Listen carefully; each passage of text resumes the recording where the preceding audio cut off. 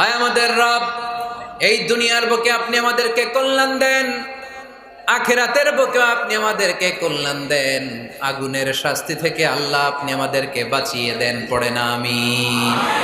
তাহলে আগে দুনিয়া, তবে দুনিয়াকে হৃদয়ে স্থান দেয়া যাবে না। দুনিয়াকে বশ করে হাতে নিব, কিন্তু হৃদয়ে থাকবে আখিরাত। জোরে বলতে হবে ঠিক কিনা? নিজ হাতে উপার্জিত সম্পদের চেয়ে শ্রেষ্ঠ কোনো সম্পদ আর হতে পারে না। আমার দিনমজুর ভাইয়েরা, কুলি মজুর ভাইয়েরা, রিক্সাওয়ালা ভাইয়েরা, ফ্যাক্টরি ওয়ার্কার যারা, আপনারা আল্লাহর কাছে অনেক সম্মানিত। আপনাদের উপার্জন হালাল। আপনাদের এক পা এমনি জান্নাতে ঢুকে আছে। এখন শুধু এক পা ঢুকাইলে চলবে? পা কয়টা? আরেকটা ঢুকানোর দরকার আছে না নাই? আপনাদের উপার্জন হালাল। আপনারা 5 ওয়াক্ত সালাত পড়বেন, মানুষের হক নষ্ট করবেন না, আব্বা আম্মার দোয়া নিবেন। দ্বিতীয় পাটাও